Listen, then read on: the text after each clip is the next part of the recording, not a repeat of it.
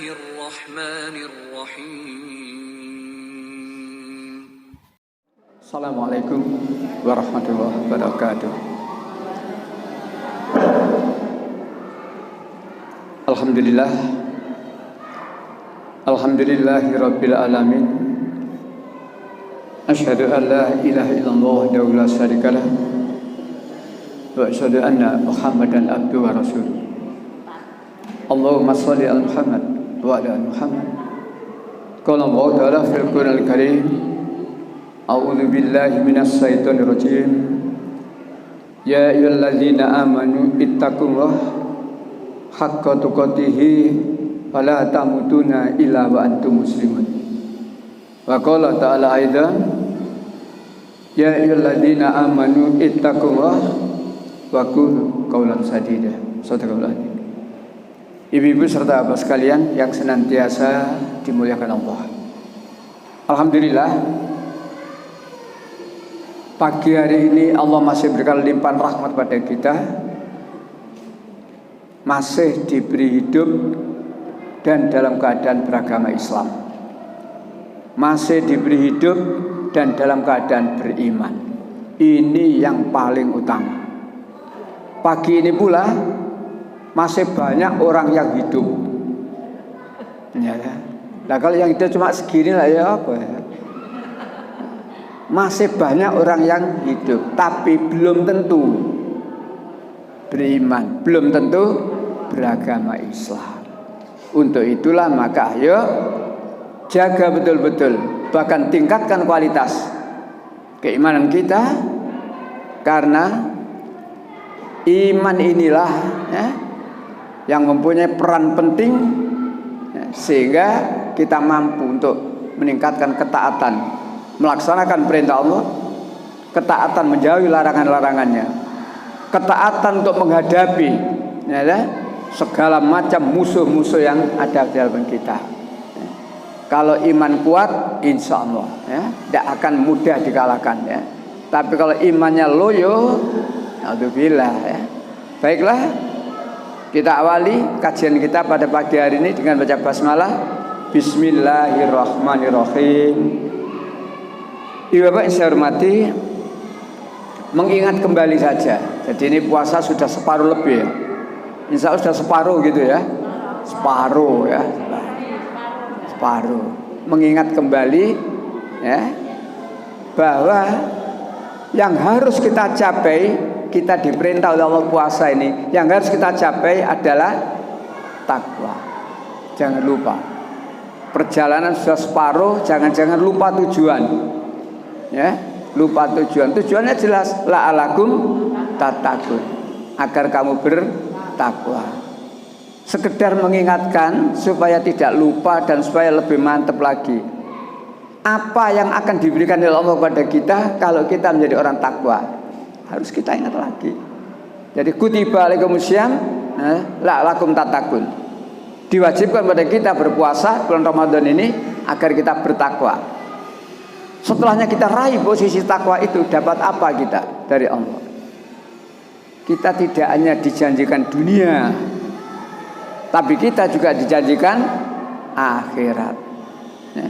Di antara janji-janji Allah itu surat 65 ayat 2 sampai ayat 5. Nah ini mengulang supaya ya tidak lupa, engkau kebablasan lupa. Ayat 2 sampai dengan ayat 5. Ya, 65 ayat 2 kalimat bagian akhir. Ya, wa may yattaqillaha. Ya, 65 ayat 2 bagian akhir ya. Monggo. Surat At-Tolak ayat 2. Bismillahirrahmanirrahim. Kalimat langsung bawah saja ya. Itulah yang pertama ya. Satu ayat dulu aja ya. Jadi ayat 2 ya, jelas. Wa may yattaqillaha. Ya. Barang siapa yang bertakwa kepada Allah. Jadi ukurannya di sini takwa. Maka kita diperintahkan puasa harus bisa mencapai derajat takwa. Kalau sudah ini kecekel tangan, sini ayatnya. Wa may yattaqillaha. Barang siapa bertakwa Allah, Allah akan memberikan jalan keluar. Ya. Persoalan apapun yang kita hadapi, tidak ada namanya jalan buntu, macet, tidak ada. Stres. Jalan keluar diberikan oleh Allah. Syaratnya satu. Lanjut ayat 3, wa yarju. Dan dia memberinya rezeki dari arah yang tidak disangka-sangkanya. Dan barang siapa bertawakal pada Allah, niscaya Allah akan mencukupkan keperluannya. Sesungguhnya Allah melaksanakan urusannya. Sungguh Allah telah mengadakan ketentuan bagi setiap sesuatu. Ayat 3 itu ada sambungannya dari ayat 2. Barang siapa bertakwa kepada Allah. Di ayat 3 Allah menjanjikan rezeki. Wa yarju min zaitul yahtasib. Allah akan memberikan rezeki la yahtasib, tidak disangka-sangka. Ya. Memang tidak bisa dikira-kira ke saya nanti dapat apa dari mana, tidak bisa. Tidak disangka-sangka. Di luar perkiraan, tahu-tahu Allah memberi rezeki. Dan rezeki itu jangan dibayangkan mesti uang. Naik pesawat, ya, ada kecelakaan, yang lain celaka, kita diberikan sehat rezeki. Baik, itulah ayat 3. Lalu yang pertengahan, wa may yattaqallahi fahuwa hasbuh. Barang siapa yang bertawakal kepada Allah, Allah mencukupkan keperluannya. Istilah saya bahasa daerah, hidup ini tidak akan teretean. Negara kita ini teretean betul nggih? Negara kita ini teretean betul. Teretean, utangnya akeh kok. Utang wingi durung lunas, utang maneh durung teretean. Ya. Namanya teretean kan begitu. Ana perlu tapi bingung. Allah menjanjikan, wa may yattaqallahi fahuwa hasbuh. Ya. Barang siapa yang bertawakal kepada Allah, Allah akan mencukupkan keperluannya. Butuh apa? Ada. Butuh apa? Cukup. Sehingga hidup kita ini, ya, hidup pas-pasan. Pas butuh, ono. Butuh bangun jalan tol, gak ada utang. Nah, dan seterusnya. Nah, mudah-mudahan kembali lagi, ya, capaian puasa ini betul-betul sehingga membuahkan ini. Ayat 4, kalimat bawah sendiri. Ayat 4, dan barang siapa bertakwa kepada Allah, niscaya Dia menjadikan kemudahan baginya dalam urusannya. Tidak hanya 1-2 urusan, semua urusan. Wa may yattaqillah yas'alu min amri yusra. Allah akan berikan kemudahan dalam segala urusan. Nah, sekarang ini rasanya yang ada keruwetan ini. Ruwet, ada urusan tapi ruwet. Untuk menyelesaikan urusan itu ruwet. Ruwet. Kenapa? Karena tidak ada unsur takwa. Duh, takwa Pak? Ya, tapi takwa tidak hak kotokotihi. Bukan takwa yang sebenar-benarnya. Jadi kalau ada apa, ruwet. Sampai sejauh mana nanti 349 triliun itu ruwet ya. Si ruwet sampai di mana nanti itu? Ya? Sampai di mana Mbak Sri sama Cak Mahfud itu enggak sik ruwet aja. Pak Mahfud terus kenceng, Mbok Mbak Sri ini ya. Mbok Mas Jokowi ya kan gitu. Ruwet ya. Nah, dan masih banyak urusan. Tapi kalau kunci ini ada pada kita, wa may yattaqillaha yas'al min amri yusra. Barang siapa yang bertakwa kepada Allah, niscaya Allah akan memberikan kemudahan dalam segala urusan. Urusan rumah tangga mudah, ngatur masyarakat sempit mudah, ngatur masyarakat luas mudah. Intinya takwa.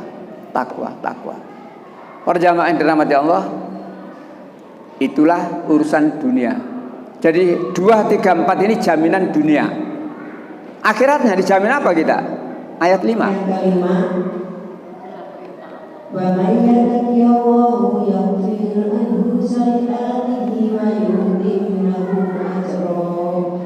Dan barang siapa bertakwa kepada Allah, niscaya Allah akan menghapus kesalahan-kesalahannya dan akan melipat gandakan pahala baginya. bertakwa, dihapus kesalahannya.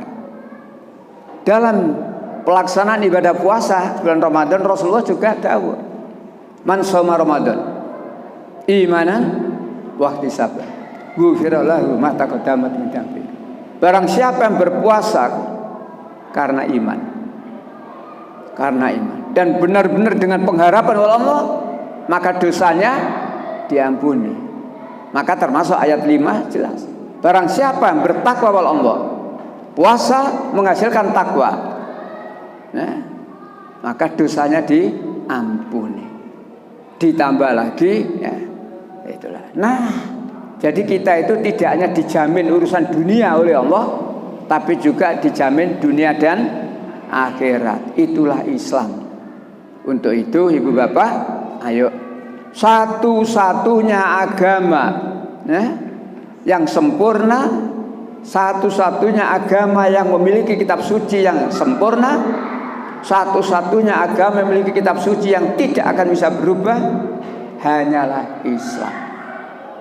Islam, harga mati, ya, persoalan hidup apa saja ada dalam Al-Quran. Tinggal kita.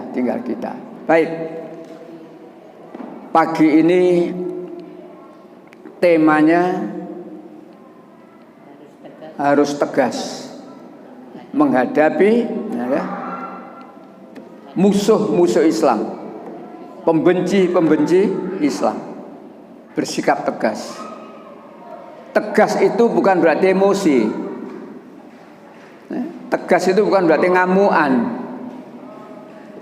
Tapi kalau kita punya satu keyakinan tentang kebenaran sesuatu yang kita yakini itu, kita harus tegas. Jangan kemudian mudah diombang-ambingkan, ya, dengan dilakukan tawar-menawar, lalu kita menjadi terbawa ke sana kemari. Itu namanya tidak tegas, loyo, ya. Tidak istiqomah, tidak tegas. Atau ada orang mengatakan fanatik. Pak, ojo fanatik Pak. Loh, fanatik itu apa? Meyakini sesuatu kebenaran dan harus bukan teguh, itu fanatik. Nek gak fanatik, ya itu tadi diombang-ambingkan. Keyakinan kita tentang kebenaran Islam harus fanatik. Yakin ajaran Islam itu benar, saya fanatik. Artinya istiqomah. Jangan lalu dibawa ke sana kemari nurut. Nah, bicara tentang musuh Islam, pembenci Islam, maka dalam Al-Quran komplit Allah menerangkan, ya, ada musuh-musuh Islam, ada pembenci Islam. Kita tidak boleh ngarang sendiri. Bukan karena hasil survei, ya, sekian, ya, kita sebarkan ke sekian ribu responden lalu hasilnya tidak. Responden itu kan juga bisa pro kontra.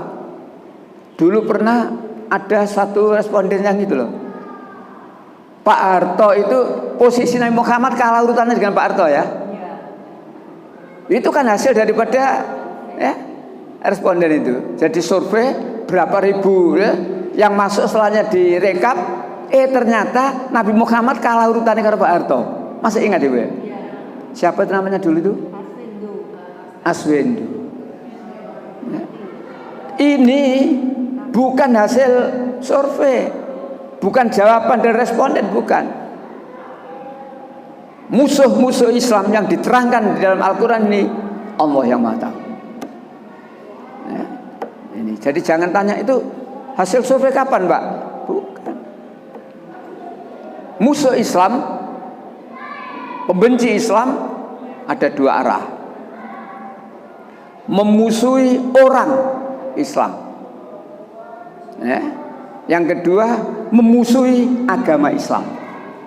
Nah, jadi ada dua sasaran, ya. Membenci orang Islam, membenci agama Islam. Sasarannya jelas. Dua-duanya diterangkan oleh Allah. Ya. Siapa? Orang-orang yang memusuhi orang Islam. Bentuknya gimana memusuhi orang Islam itu? Jadi tidak selalu fisik. Kalau Israel musuhi orang Islam itu fisik. Berapa jamaah kemarin yang disikat itu di Masjid Al-Aqsa? Mereka brutal. Nah, memusuhi orang Islam. Tapi juga sekaligus agama Islam. Baik, sekarang musuh Islam. Surat 2 109. Banyak di antaranya ahli kitab menginginkan sekiranya mereka dapat mengembalikan kamu setelah kamu beriman menjadi kafir kembali karena rasa dengki dalam diri mereka setelah kebenaran jelas bagi mereka. Maka maafkanlah dan berlapang dadalah sampai Allah memberikan perintahnya. Sungguh Allah Maha Kuasa atas segala sesuatu. Sebagian besar ahli kitab menginginkan, berusaha mengembalikan kamu yang sekarang sedang beriman ini menjadi kafir. Artinya mereka itu benci, mereka benci kepada umat Islam. Sampai kapan? Sampai umat Islam ini mau murtad. Disinilah Allah memberitahu. Ayat seperti ini disampaikan oleh Allah supaya kita yang dalam keadaan beriman ini waspada. Jangan beranggapan aman, baik, gak ada apa-apa. Lo murtad temen gue. Surat 3 ayat 100. Hai orang-orang beriman, jika kamu mengikuti sebagian dari orang-orang yang diberi Alkitab, niscaya mereka akan mengembalikan kamu menjadi orang kafir sejak kamu beriman. Orang beriman diingatkan oleh Allah, jika kamu mengikuti orang-orang ahli kitab itu, niscaya mereka mengembalikan kamu, nyeret kamu dari keadaan sekarang beriman menjadi kafir. Itulah musuh orang Islam. Dia tidak akan suka melihat kita seperti ini. Selagi kita ini aktif mengamalkan, menegakkan agama Islam, ketidaksukaan mereka semakin besar. Nah, lanjut surat 2 120 yang tadi sudah ya, 120. Walan tardo ankal yahudu. Kalau tadi disilakan ahli kitab, sekarang di sini Allah menerjemahkan langsung Yahudi, Nasrani, ya 120. Dan orang-orang Yahudi dan Nasrani tidak akan menolak kepadamu sebelum kau mengikuti agama mereka. Stop sampai di situ. Orang-orang Yahudi dan orang-orang Nasrani tidak akan rela, tidak akan senang pada kamu. Sampai kapan? Sampai kamu mengikuti agama mereka. Selama kita ini belum mau mengikuti mereka, ketidaksenangan mereka terus. Nah, itulah peringatan Allah. Lalu kita diingatkan oleh Allah, walaupun mereka itu tidak senang pada kita, jangan kita mengikuti. Kalimat berikut masih ayat tadi. Katakanlah, sesungguhnya petunjuk Allah itu, katakanlah sesungguhnya petunjuk Allah itulah petunjuk yang sebenarnya. Dan jika mereka mengikuti keinginan mereka setelah mengikuti kebenaran sampai kepada tidak akan ada bagi pelindung menolong dari mereka. Nah, kalau kita mengikuti mereka, Allah menegaskan tidak akan ada pelindung dan penolong bagimu. Karena kamu sudah mengikuti mereka, kamu sudah menjadi kafir. Itu ayat Allah ngiman kita supaya kita ini walaupun diiming-iming, dipaksa dan sebagainya, jangan mau. Jadilah orang yang beriman secara istiqomah. Ini. Jadi kalimat yang atas, perhatian untuk Yahudi dan Nasrani, tidak akan suka dengan kita. Tapi kalimat berikutnya, Allah ngiman kita. Kalau kamu mengikuti mereka, maka tidak akan ada penolong bagimu. Nah, ketidaksenangan Yahudi, ketidaksenangan Nasrani pada kita,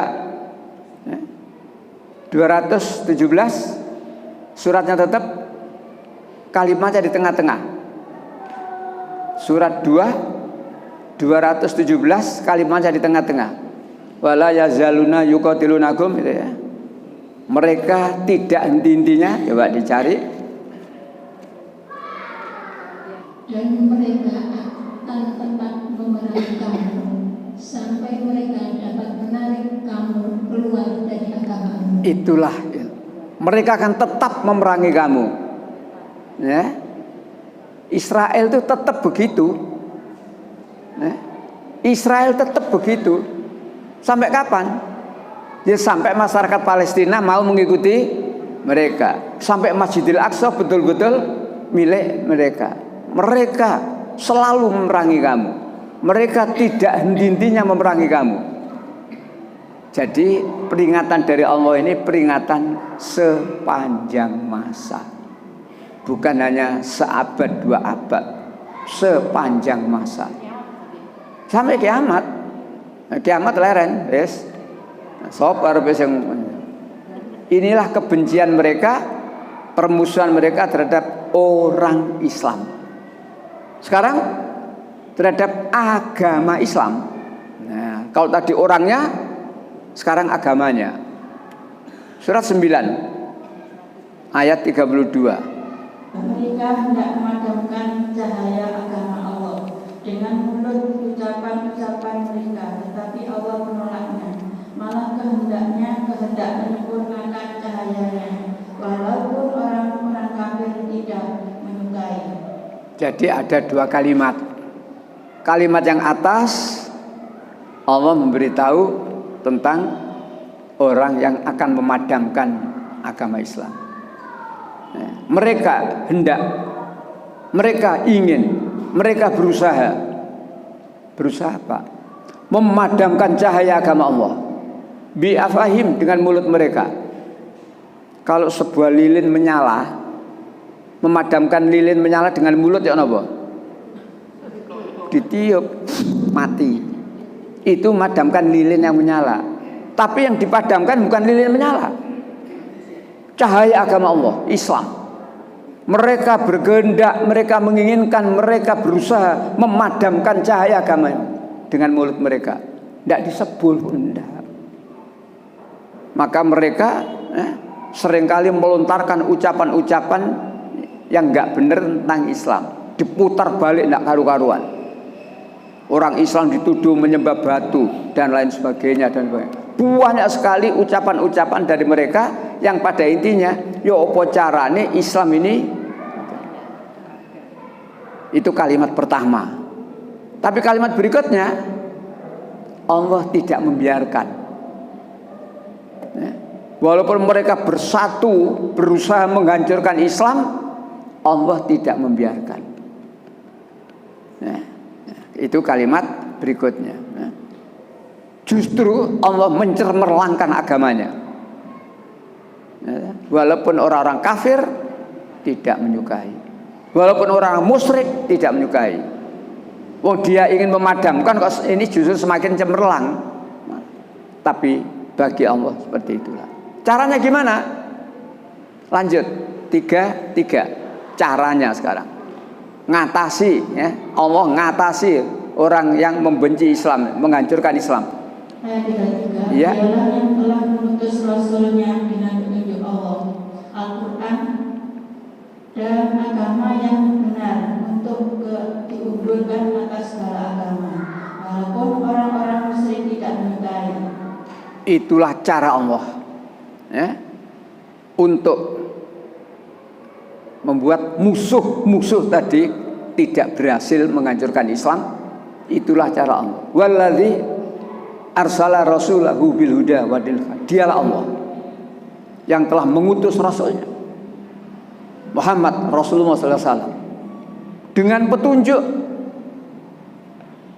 dan dengan agama yang benar. Petunjuk Al-Quran. Inilah petunjuk yang diberikan oleh Allah kepada Rasulullah Muhammad SAW untuk seluruh umat manusia, utamanya untuk pengikut-pengikut Nabi Muhammad. Jadi petunjuk yang ada yang diberikan oleh Allah itu adalah Al-Quran. ngaku pengikutnya Nabi Muhammad tapi tidak mau Al-Quran, ya tidak akan dapat petunjuk. Ya. Saya Islam pengikut Muhammad, iya tapi tidak mau Quran, apalagi mencemooh, tambah nemen. Inilah ayat. Dialah Allah yang mengutus Rasulnya dengan dibekali petunjuk Al-Quran ini. Agama yang benar, Islam. Untuk apa? Dimenangkannya dari semua agama yang ada. Jadi agama apa saja yang ada di dunia ini, Islam dijamin dimenangkan oleh Allah. Allah memenangkan Islam dari semua agama. Walaupun orang-orang musyrik tidak suka atau membenci, walaupun orang-orang kafir tidak suka. Manusia boleh tidak suka, manusia boleh benci, tapi tidak akan bisa mengalahkan kehendak Allah. Inilah keyakinan yang harus kita miliki. Allah itu zat yang maha kuasa atas segala sesuatu. Walaupun manusia ngumpul, suaranya bulat, tapi ini nggak bener, Allah tidak akan terpengaruh. Contoh menyimpang dari ini, contohnya di sebuah kampung ada orang mati. Setelah jenazah dirawat, sudah disolati apa sudah, lalu akan diberangkatkan ke makam. Biasanya ketika pelepasan jenazah sebelum berangkat ke makam, ada yang mewakili, minta persaksian. Ibu-ibu, bapak-bapak, para takziah, saya minta persaksian ibu bapak semuanya. Waktu hidupnya almarhum ini baik apa baik? Ada yang berani ngomong tidak baik? Sekalipun koruptor, baik. Nah, sak desa muni baik, tapi kata Allah, iku lak jeremu. Di sini loh. Kan mesti ada tuh biasanya.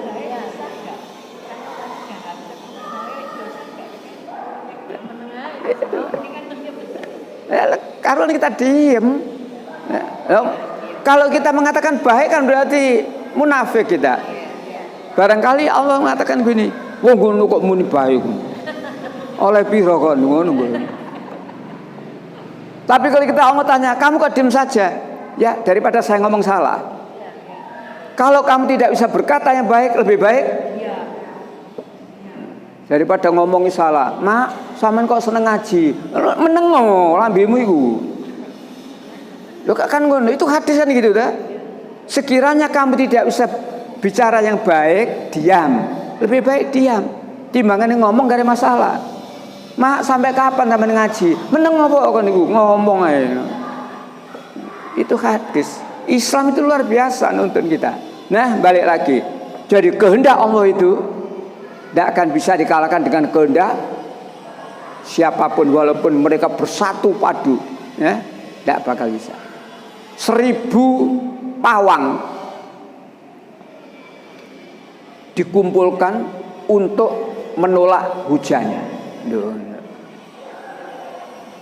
Jangan kan lagi cuma 1000. Lebih dari itu ribunya, hujan itu kehendak Allah. Kalau Allah menurunkan, tidak akan bisa ditolak. Dosa besar itu. Orang yang minta tolong pada pawang syirik. Syirik, ya. Dan semua amalannya hapus. Loh, ini ajaran para seluruh nabi loh. Ini bukan Islam tok. Seluruh nabi memberitahu, jika sekiranya kamu berbuat ya syirik, mempersekutukan Allah, niscaya hapus amalanmu dan kamu akan termasuk orang yang rugi. Siapa yang pernah ke dukun berarti amalannya habis, dan di akhirat masuk orang rugi.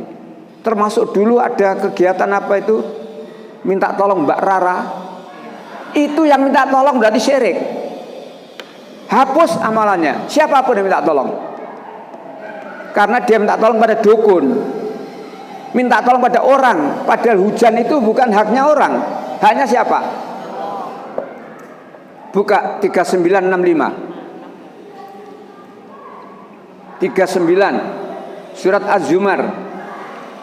Ini ajaran seluruh nabi, bukan ajaran Muhammad tok. Ketemu 39 surat Az-Zumar.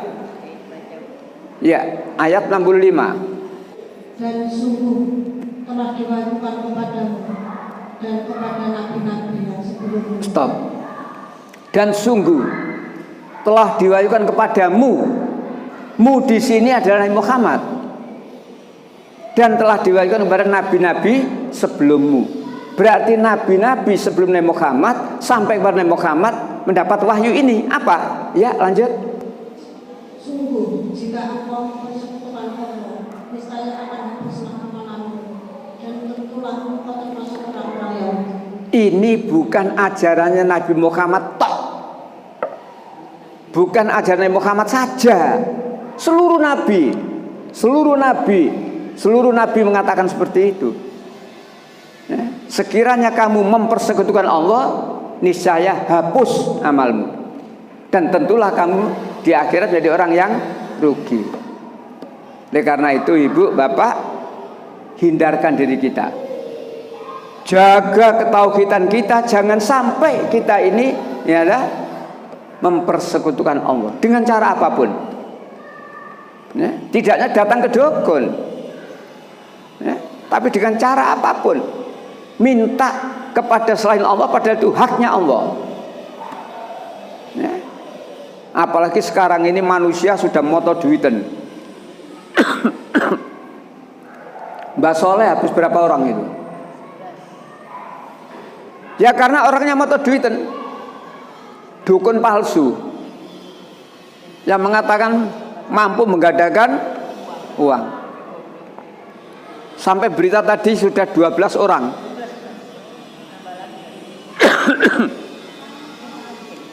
50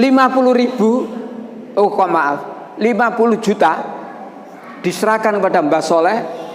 Mbak Soleh mampu menjadi 5 miliar.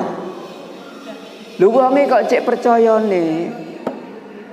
Lah nek iso ngono berarti keluarga Mbak Soleh iku kaya raya kabeh. Cek percaya nih. Akhirnya apa? Yaitu dimasukkan ruangan, nah, diajak melakukan ritual. Apa ritualnya? Diombeni apa racun. Mati.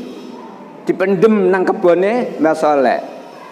Terbongkar dah, ada baca itu ngikuti berita. Sampai dengan tadi pagi 12 orang karena suami istri ketemu dimakamkan satu lubang. Coba lah, dukun sih dipercaya. Nah, balik tentang hujan. Hujan itu haknya Allah. Hujan itu rahasia Allah dan orang lain tidak bisa menentukan. Maka yang ada itu hanya perakiraan cuaca. Ya gitu ya. Badan meteorologi itu perkiraan cuaca. Diperkirakan cuaca mendung. Diperkirakan pastinya gimana? Allah. Ya. Surat 31 ayat 34.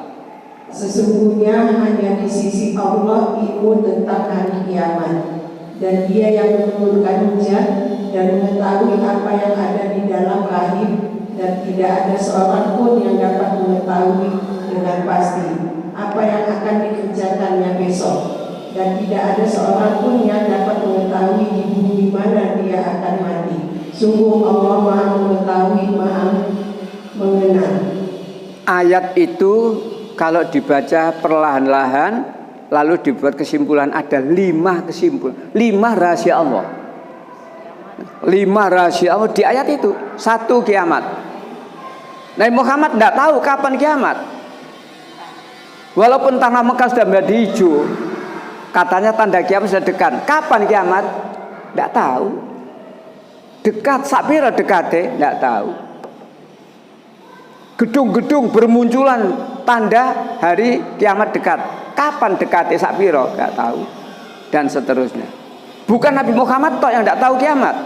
Yesus itu juga mengatakan di dalam Alkitab, kiamat itu pasti terjadi, kata Yesus.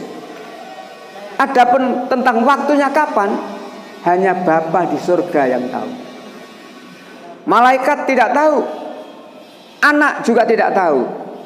Yang tahu hanya Bapa di surga, artinya ya. Gitu. Nah, sama ya. Baik. Nomor 2, hujan. Hujan itu hak Allah. Ibu bapak masih ingat kisahnya Nabi Nuh yang diperintah Allah membuat perahu di atas pegunungan, jauh dari laut. Menurut akal tidak mungkin ada air, tak? Makanya Nabi Nuh membuat perahu dianggap gila oleh penduduk, termasuk oleh istrinya. Bojoku stres. Wong ado laut gak ana banyu kok gawe kapal. Tapi Allah punya rencana. Batin Allah gak ero kon. Perahu jadi. Mulai panggil-panggil, ayo naik, naik, naik, naik. Orang yang beriman naik. Walaupun nampaknya nggak masuk akal. Bukan nggak masuk akal, akalmu nggak nutut. Islam, Al-Quran nggak ada nggak masuk akal. Tapi akal terbatas. Kalau akal terbatas, yakin selama itu ada di dalam. Jadi meyakini sesuatu itu ada landasannya.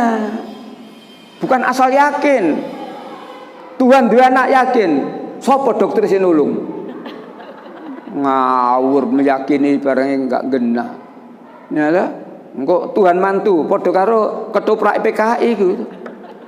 PKI pernah buat tonel itu. Nah, ketoprak. Tuhan mati dan sebagainya. Kurang ajar PKI itu. Dan sekarang muntup-muntup itu. Hati-hati, balik. Zaman Nabi Nuh. Begitu orang-orang sudah naik perahu, anaknya belum naik. Naik, enggak mau. Masih ada 10 hitungan umpamane ngono. 1 dan seterusnya 9. Nah, anaknya tetap membanggil. Sampai habisnya 10. Bagi Allah gampang, ya, mendatangkan air. Sampai akhirnya perahu dengan penuh muatan tadi mulai bergerak dan hanyut. Dari mana air itu? Kuasa Allah. Allah itu kalau sudah berkata kun, nah disinilah. Sampai anaknya tenggelam, dipanggil berkali-kali tidak mau, sudah. Maka balik lagi. Dianggap selesai oleh Allah peristiwa itu. Maka kata Allah, langit stop airmu, bumi apa disedot itu ya Pak No, ya, telan airnya, nurut. Air bah seperti itu habis karena perintah Allah. Atas tidak menurunkan, bawah habis. Itulah kisah besar, kisah banjir besar zaman Nabi.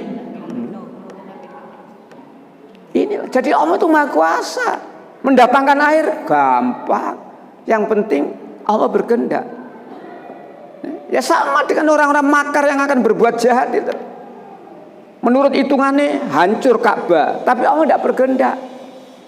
Pasukan gajah yang gagah berani seperti itu ditandingi dengan manuk emprit. Ojo manuk Garuda engko diarani Gerindra engko. Garuda lak diarani Gerindra. Manuk peking cilik-cilik. Hancur pasukan bergajah dengan gajah-gajahnya hancur. Faja'alahum ka'asil ma'kul. Seperti daun yang dimakan ulat, hancur. Nah, kembali lagi. Maka ayo musuh-musuh Islam, ya, walaupun berusaha seperti itu, Allah tidak akan membiarkan. Walladzi arsala rasulahu bil huda wa dinil haq. Dialah Allah yang telah mengutus rasulnya dengan dibekali petunjuk Al-Qur'an ini dan agama yang benar, Islam ini, untuk diunggulkan, ya, dari semua agama yang ada, ya. Walaupun orang kafir, orang musyrik tidak suka, tapi Islam atas kehendak Allah. Nah, 2 tadi itu petunjuk Al-Quran dan agama yang benar. Kalau kita hidup tidak mau dua ini, jangan berharap. Dua ini syaratnya. Buka surat 9 ayat 33 tadi supaya tidak lupa. 9:33. Dua itu pedomannya. Menghadapi orang kafir, menghadapi musuh-musuh Islam, pembenci-pembenci Islam, jangan lupa dua ini pegangannya. Ayat 33 diulang lagi. Dialah yang mengutus rasulnya. Sudah ketemu? Ya, dialah Allah yang telah mengutus rasulnya. Dengan dibekali petunjuk. Petunjuknya Al-Quran ini. Al-Quran ini. Dan agama yang benar, Islam. Ya, Islam. Makanya dalam khutbah wada, khutbah ketika Rasulullah ada di wukuf di Arafah, waktu wukuf habis sebelum Rasulullah menuju ke Musdalifah, Rasulullah membacakan ayat, mendapat ayat yang terakhir dari Al-Quran, ya.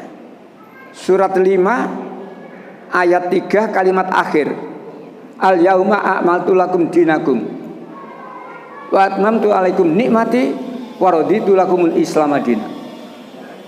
Ayat yang terakhir yang diturunkan oleh Allah kepada Muhammad. Setelahnya itu sudah tidak ada ayat lagi.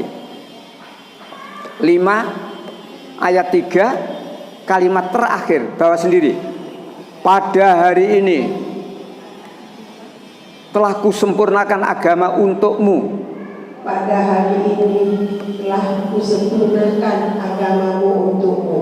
Terus. Dan telah aku cukupkan nikmatmu bagimu. Terus. Dan telah aku ridhoi Islam sebagai agamamu. Stop. Itulah ya.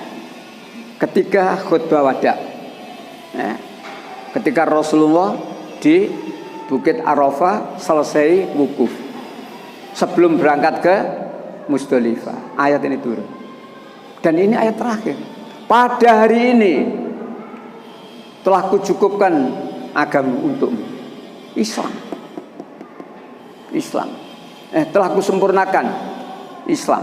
Jadi Islam itu sempurna. Jangan ada orang otek-otek nambahi dan sebagainya, jangan. Dan telah kucukupkan nikmatku kepadamu. Yang terakhir, wa raditu lakumul islam madina. Dan aku ridho Islam sebagai, siapapun yang beragama tidak Islam, Allah enggak ridho. Siapapun yang beragama selain Islam, berarti agama yang diyakini agama yang tidak sempurna. Itu kalimat itu ayo dijabarkan ya.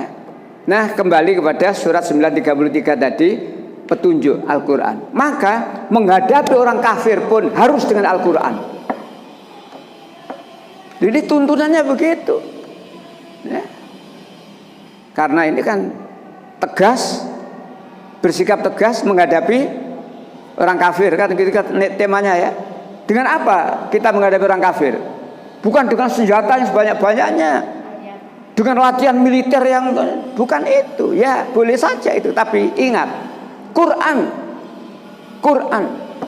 Buka surat 25, surat Furqan ayat 52. Surat 25, surat Furqan ayat 52. Fala tuti'il kafirina, ya.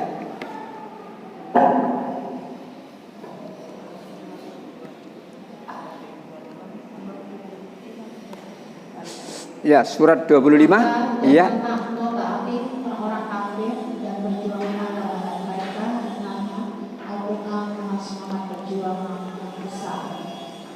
Jangan kamu taati.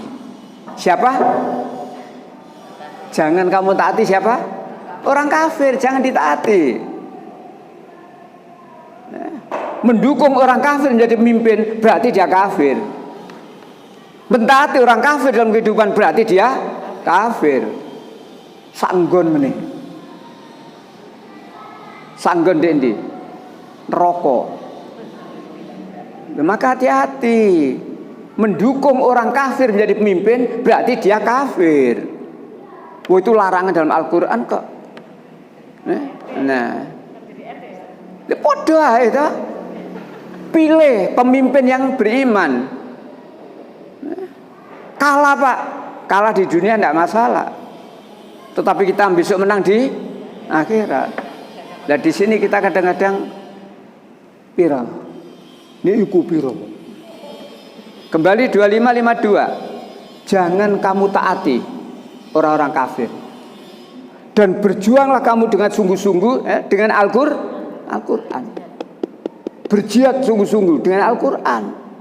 Ya, dengan perjuangan yang besar. Jadi alat kita, pegangan kita menghadapi orang kafir itu Al-Qur'an. Siasatnya bagaimana? Diterangkan di Quran. Kamu perang menghadapi orang kafir, siasatnya diterangkan di Quran. Tidak asal musyawarah ya apa enake, tidak, diterangkan di Quran. Surat 8, siasat menghadapi orang kafir supaya kita menang. Surat 8, surat Al-Anfal, mulai ayat 45. Coba lihat. Diatur. Surat 8, surat Al-Anfal, mulai dari ayat 45 ya. Ya, sampai 47 misalnya, atau 46 itu ya. Sudah ketemu? Monggo. Surat ayat 45. Wahai orang-orang yang beriman, apabila kamu bertemu pasukan musuh, maka berteguh hatilah dan sebutlah nama Allah banyak-banyak, berzikir dan berdoa agar kamu beruntung. Agar kamu beruntung, agar kamu dapat kemenangan. Gimana cara supaya beruntung? Gimana cara supaya dapat kemenangan? Itu teguh, perkokoh keimanan. Mantep, yakin. Kamu perang menghadapi musuh ini, perang menegakkan agama. Kalau kamu mati dalam menegakkan agama berarti syahid. Perkokoh keimananmu sehingga kita tidak maju mundur. Kalau saya perang menghadapi orang kafir, saya mati, saya syuhada, syahid. Disinilah, maka tidak ada orang ketakutan. Itu ayat 45. Dan ingatlah kepada Allah sebenarnya. Di samping keyakinan yang mantap, kita selalu ingat kepada Allah. Ingat apa? Allah selalu menolong kita. 45, 46. Dan taatilah Allah dan Rasulnya, dan janganlah kamu berselisih yang menyebabkan kamu menjadi gentar dan kekuatanmu hilang, dan bersabarlah. Sungguh Allah beserta orang-orang sabar. Taatilah Allah dan Rasulnya. Umat Islam karena kurang taat atau melanggar ketaatan dalam suatu peperangan yang mestinya menang menjadi kalah. Waktu itu kuat dan sudah nampak kemenangan sudah di muka mata ya. Ketok motone menang. Tapi karena umat Islam waktu itu melanggar ketaatan, Rasulullah waktu itu menugasi mereka, jaga pos ini, jaga pos itu, jaga pos itu, jaga. Jangan ditinggal, jangan ditinggal sebelum ada komando saya. Perang apa itu? Perang Uhud. Jadi waktu perang Uhud sudah betul, orang kafir sudah lari dengan langgang, tapi dia meninggalkan harta benda. Sebagian masyarakat royoan, penjaga pos mikir, aku gak melok royoan, gak oman, ditinggal pose royoan, kosong tak pose tak? Orang kafir tahu, dipergunakan kesempatan itu menyerbu kembali. Akhirnya apa? 70 orang jadi syuhada. Makanya di sana kan dipasang 70 syuhada. Gara-gara tidak taat. Kenapa tidak taat? Ketok dunyo. Jadi dunyo itu iso gare gak taat. Nek ketok ngene iki. Contoh. Tapi kalau kita itu yakin pertolongan Allah, walaupun keadaanmu tidak kuat, pasukanmu tidak kuat, tapi karena keyakinanmu atas pertolongan Allah menang. Perang apa? Badar. Perang Badar umat Islam nek dihitung kalah kuat, tapi karena keyakinannya kepada Allah, yakin akan pertolongan Allah, Allah mengirim 3.000 malaikat. Melihat seperti itu, dirasa masih kurang kiriman, kirim lagi 5.000 malaikat. Dan itu harus yakin. Surat 3, 123. Jadi itulah yang harus kita yakini, sehingga kita menghadapi orang kafir itu tidak ada ketakutan gitu loh ya. Ya, 123 dan 125. 123. Iya. Surat Al-Imran. Ya, 123. 123 sampai 125. Dan sungguh Allah telah menolong kamu dalam perang Badar, padahal kamu dalam keadaan lemah. Karena itu bertakwalah kepada Allah agar kamu mensyukurinya. Allah telah menolong kamu dalam perang Badar, padahal saat itu kamu dalam keadaan lemah. Jumlah tentaranya kalah, persenjataannya kalah. Tapi kalau Allah sudah menolong, tidak ada yang mengalahkan. Lanjut 24. Iya. Ketika engkau Muhammad mengatakan kepada orang-orang beriman, apakah tidak cukup bagimu bahwa Allah membantu kamu dengan 3.000 malaikat yang diturunkan dari langit? Seperti itulah ya. Lanjut. 125. Ya cukup jika kamu bersabar dan bertakwa ketika mereka datang menyerang kamu dengan tiba-tiba. Niscaya Allah menolongmu dengan 5.000 malaikat yang memakai tanda. Luar biasa. Saya masih ingat kisah Indonesia ketika Hari Raya Idul Fitri di Ambon. Masyarakat Ambon yang sedang beridul fitri sedang diserang oleh orang Kristen. Maka masyarakat Islam lari tunggang langgang menyelamatkan diri. Kemana dia lari? Ke masjid. Ke masjid. Ke masjid. Jadi umat Islam diserang, dikejar, dibunuh, larinya ke masjid. Maka orang-orang Nasrani mengejar. Tiba-tiba mereka berhenti. Sebanyak itu mereka berhenti terus balik kanan. Lari tunggang langgang. Setelahnya lain hari muncul berita, kenapa mereka kok balik kucing, lari tunggang langgang? Mereka melihat bahwa di muka masjid itu pasukan berbaju putih sebanyak itu dengan membawa senjata. Siapa dia? Malaikat itu. Orang Islam yang ada di dalam masjid tidak tahu kalau dia ditolong oleh Allah dengan sekian ribu malaikat, tidak tahu, tidak ketok. Tapi musuh melihat. Makanya mereka balik kanan, lari tunggang langgang. Jadi yang ditolong tidak ketok, tapi musuh menyaksikan. Itulah sama dengan ketika Rasulullah sujud, diancam itu mau diantem batu tuh. Sudah diancam-ancam sujud tak. Tapi ternyata lari tunggang apa? Dia seolah-olah akan diterkam singa itu. Lari. Nah, dari sini balik lagi. Yakinlah kamu kepada Allah. Yakinlah kamu kepada pertolongan Allah. Jadi dalam menegakkan agama Islam, dalam menghadapi orang-orang kafir, yakin akan pertolongan Allah. Ya. Sehingga itu yang saya buat tema tadi. Quran, pegangannya Quran. Ya. Jangan yakin dengan mbah sopo zaman biyen lah ono. Zaman PKI kan ada Mbah Suro toh? Mbah Suro dikasih peruntungan ya. Wirid. Sekarang ini ada ilmu baru lagi ya. Dilatih pukul jarak jauh. Saya baca itu. Jadi ada gerakan ajaran baru, dilatih pukul jarak jauh dengan wirid, maka dipukul itu langsung.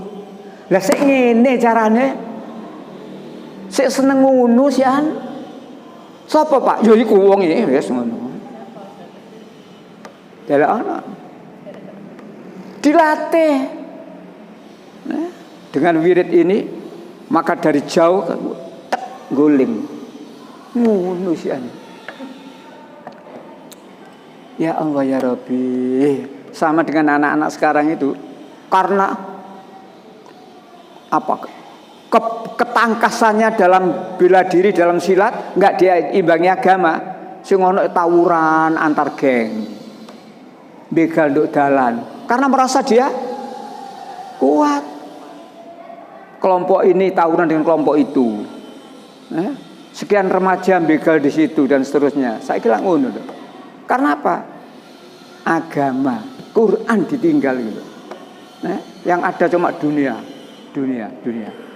Kembali ibu bapak yang saya hormati, menghadapi orang-orang kafir harus tegas.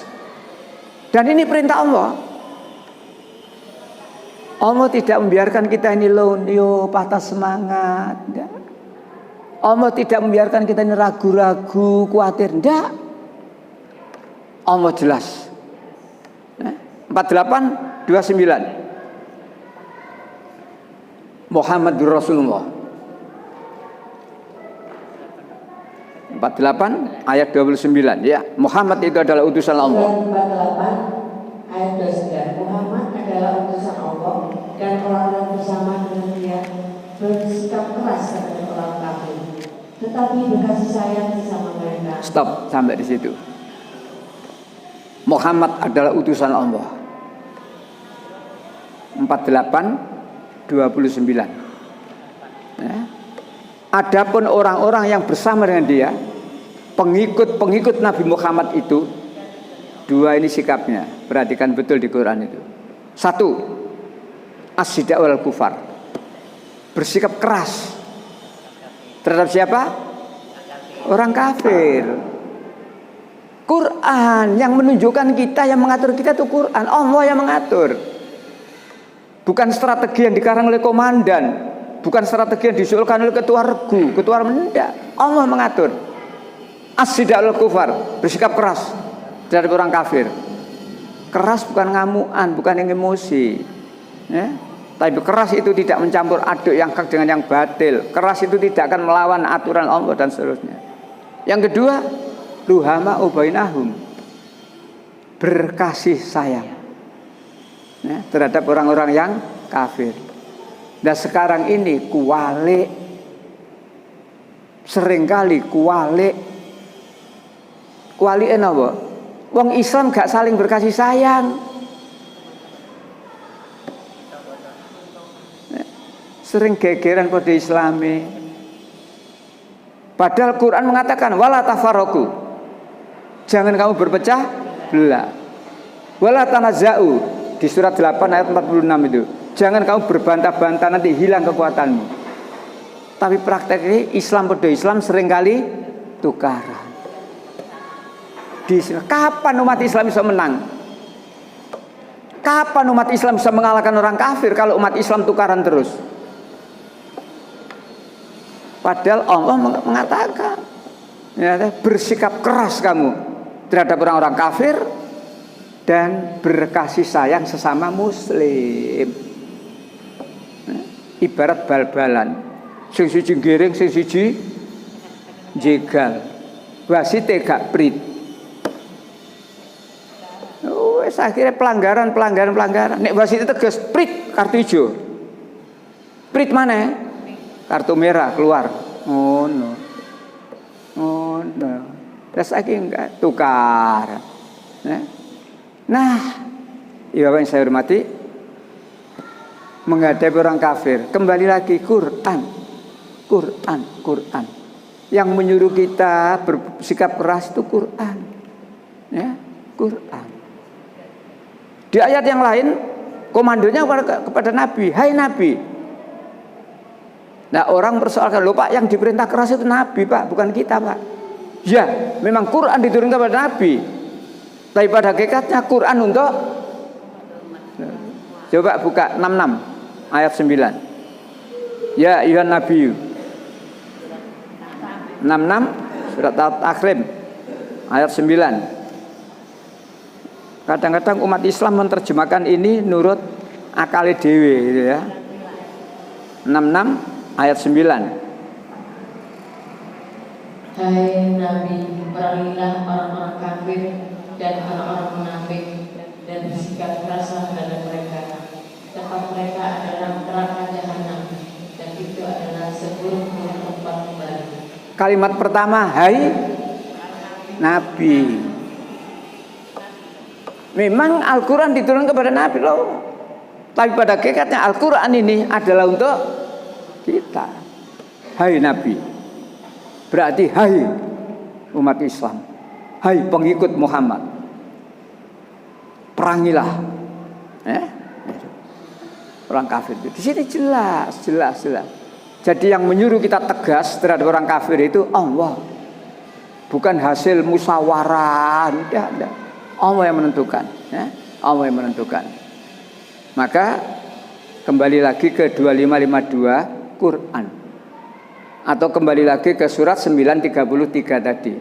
Dialah Allah yang mengutus Rasulnya dengan dibekali petunjuk Al-Quran. Ya?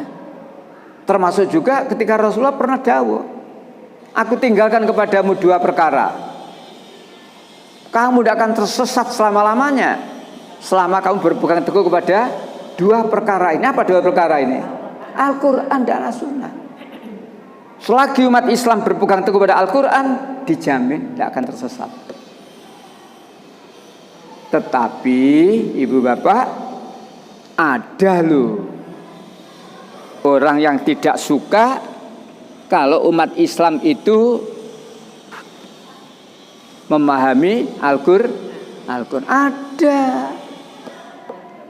Ya, ada ya.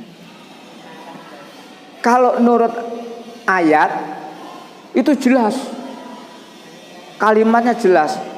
Orang kafir berkata, jangan kamu. Nah, jelas itu, jangan kamu mendengarkan Al-Quran, jangan kamu. Tapi kalau menurut omongannya manusia, bukan jangan kamu, diganti dengan tanda tanya. Bu, sampean kok seneng ngaji sih bu? Tanda tanya dah. Tapi podo saja niku omongan wong kafir. Nek iki mau kenceng. Wa qala alladzina kafaru, dan berkata orang kafir, la tasma'u lil Qur'an, jangan kamu dengarkan Al-Qur'an. Jelas. Ya. Jadi kafir gak ada tedeng aling-aling. Yang ini, Bu, sampean kok seneng ngaji sih, Bu? Lu ngurusi tambah mana sampai kapan, Bu? Aku ini Bu kaji 2 kali, Bu. Ini loh. Ada. Ya. Jadi kalau tadi saya katakan ini loh musuh orang Islam, orang ahli kitab yang akan mengkafirkan kita. Ini loh musuh agama Islam. Ya. Tapi juga ada kelompok lain. Ya. Kelompok yang melarang ngaji, kelompok yang melarang kita membaca Al-Quran. Memang kalimatnya tidak langsung melarang, tapi ada kalimat yang langsung melarang kok. Baca 6:26, langsung melarang itu. Gak ada pura-pura, gak ada diperhalus. 6:26, mereka melarang. Loh ya. 6:26. Jadi kalimatnya jelas. 6, ya silakan. Surat 6 ayat 26. Dan mereka melarang orang lain mendengarkan Al-Quran, dan mereka sendiri menjauhkan diri daripadanya, dan mereka hanyalah membinasakan diri mereka sendiri, sedang mereka tidak menyadari. Mereka. Banyak mereka itu jamak. Mereka melarang, berarti banyak yang melarang. Ini satu orang, dia melarang, ia melarang, satu orang.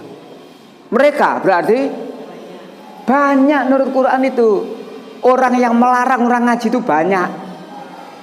Salah satunya ya yang melarang itu. Salah satunya yang melarang itu. Mereka melarang orang lain.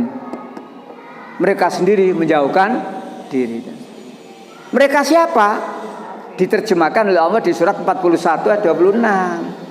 Waladina kafaru, ya, orang-orang kafir berkata, komplit sudah. Ya. Jadi ibu bapak harus tahu, ya, harus tahu bahwa kita ini setiap hari menghadapi tantangan. Ya, tinggal kita, keimanan kita. Ada lagi kelompok lain, musuh daripada Islam, pembenci agama Islam. Surat 4, 140.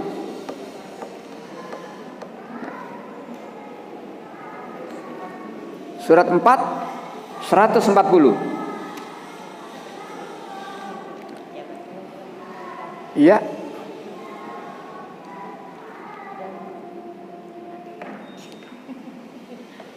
Dan sungguh Allah telah mengajarkan kepada kamu di dalam Al-Quran bahwa apabila kamu mendengar ayat-ayat Allah diingkari dan diperolok-olokkan oleh orang kafir, maka janganlah kamu duduk beserta mereka sehingga mereka memasuki pembicaraan yang lain.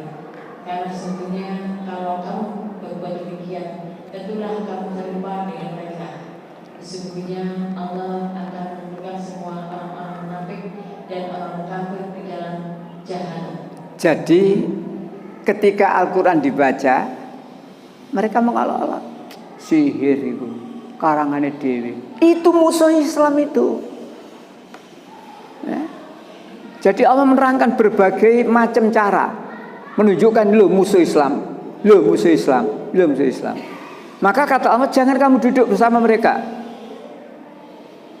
Artinya karena mereka itu kalau dibacakan Quran mengolok-olok, menuduh sihir dan lain-lain. Surat 6. Kalau tadi 6 26 ya. Sekarang suratnya 6 melompat ayatnya 68. Musuh. 6:68. Iya. Supaya kita tahu komplit dari Al-Quran siapa sih musuh Islam itu. Nah, ya, biar tidak salah sasaran. 68 itu, ya, silakan. Surat 6:68. Ya. Apabila engkau Muhammad melihat orang-orang berolok-olokkan ayat-ayat kami, maka tinggalkanlah mereka hingga mereka beralih ke pembicaraan lain. Dan jika setan benar-benar menjadikan engkau lupa akan larangan ini, setelah ingat kembali, janganlah engkau duduk bersama orang-orang yang zalim. Jelas kita harus harus memisahkan diri daripada orang yang mengolok-olok Al-Quran. Karena orang yang mengolok-olok Al-Quran itulah musuh Islam. Satu lagi Bu, ayat 70, suratnya tetap. Ayat 70, suratnya tetap. Iya, surat 6. Surat 6 ayat 70. Iya. Dan tinggalkanlah orang-orang yang menjadikan agamanya sebagai permainan dan sedang gurau, dan mereka telah tertipu oleh kehidupan dunia. Peringatkanlah mereka dengan Al-Quran agar setiap orang tidak terjerumus dalam neraka. Peringatkanlah ya. Peringatkanlah dia dengan Al-Quran. Lagi-lagi senjata kita itu, landasan kita itu Quran. Mengingatkan orang yang mengolok-olok Al-Quran tadi, peringatkan dengan Al-Quran. Silakan kamu sekarang mentertawakan aku, tapi kamu besok akan aku tertawakan. Sekarang orang beriman kamu ejek, kamu tertawakan. Ya, besok kamu di neraka tak tertawakan. Rasain lu. Itulah Quran. Hanya Al-Quran yang bisa memberikan keterangan hari ini. Hanya Al-Quran yang bisa menerangkan kemarin. Dan hanya Al-Quran yang bisa menerangkan besok. Kitab apa yang bisa menerangkan seperti itu? Tidak ada. Ya, 83. Surat 83 ayat 29. Sesungguhnya orang-orang yang berdosa adalah mereka yang dahulu menertawakan orang-orang yang beriman.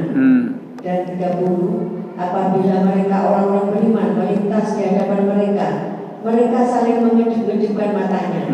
31. Dan apabila mereka kepada kaumnya mereka kembali dengan gembira ria. 32. Dan apabila mereka melihat orang-orang mukmin, mereka mengatakan sesungguhnya mereka benar-benar orang yang sesat. Jadi kalau ya. Padahal orang-orang berdosa itu mereka tidak diutus sebagai penjaga orang mukmin. 34. Maka pada hari ini orang-orang yang beriman yang memenjarakan orang-orang yang kafir.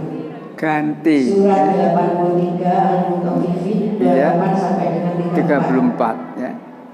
Jadi kalau ada orang beriman lewat mereka 83. Surat 83.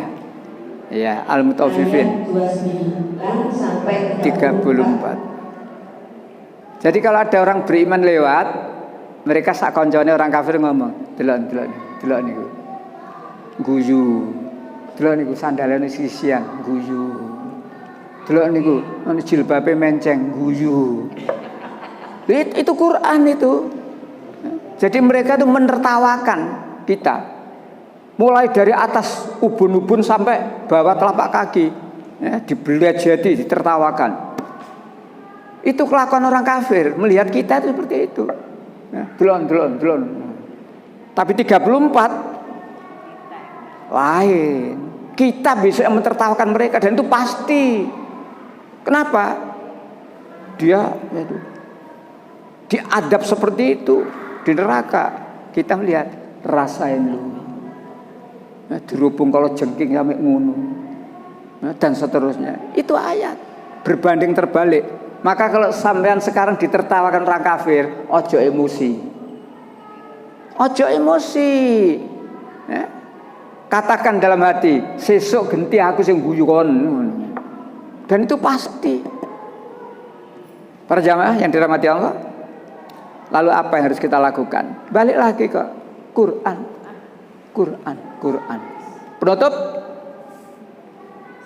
Penutup Al-Quran. Dulu kita pernah ada wis menangi kabeh ya, P4 ya. Nah, P4. P pertama pedoman. P kedua penghayatan. P ketiga pengamalan. Pancasila.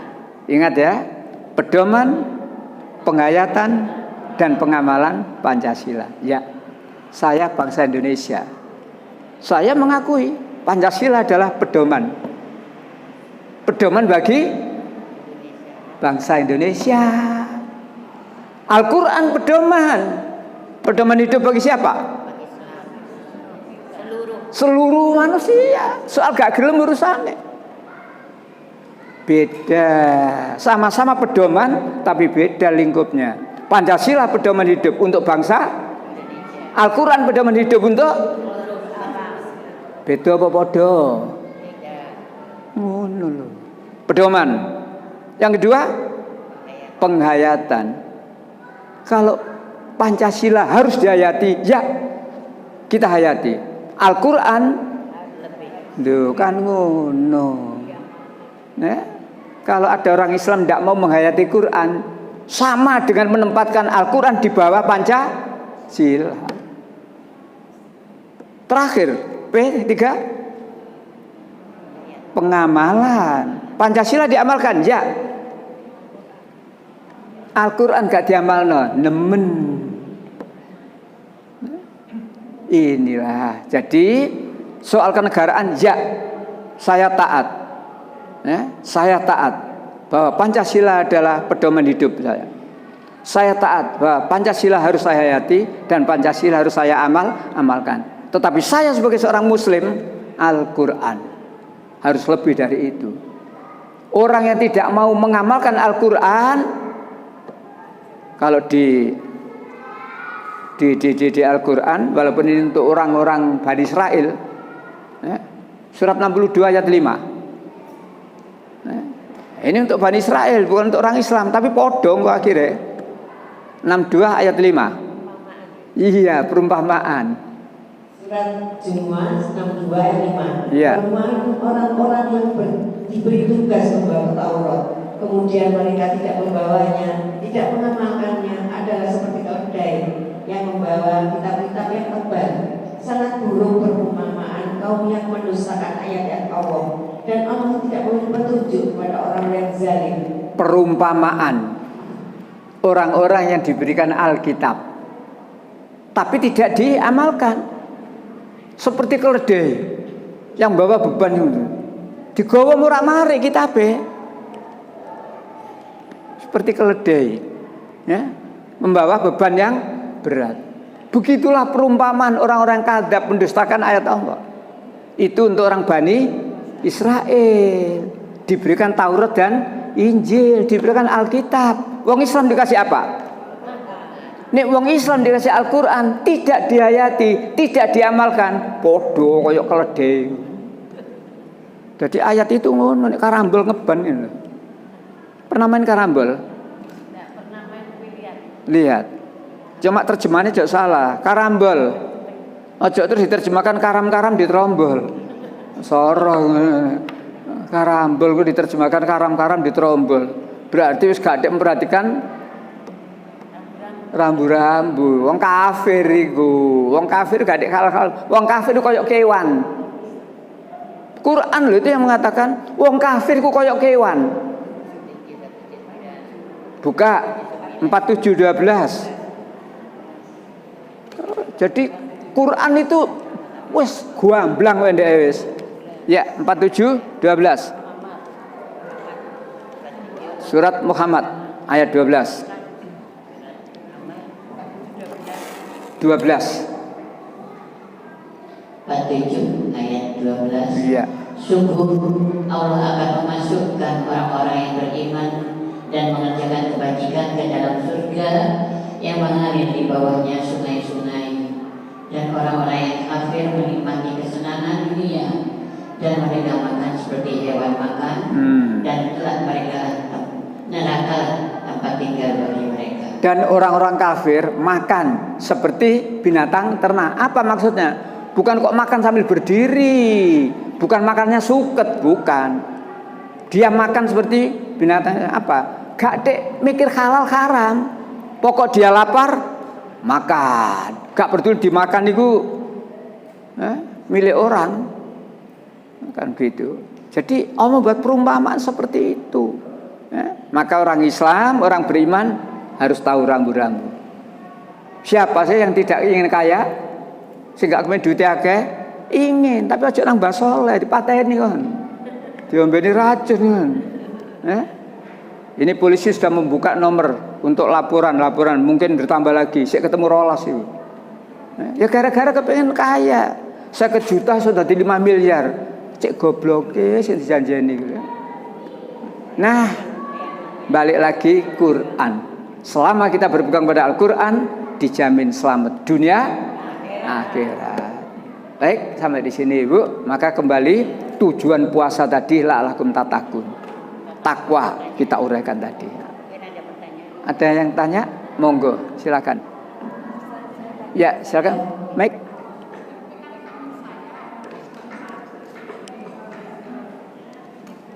Teman saya orang Kristen.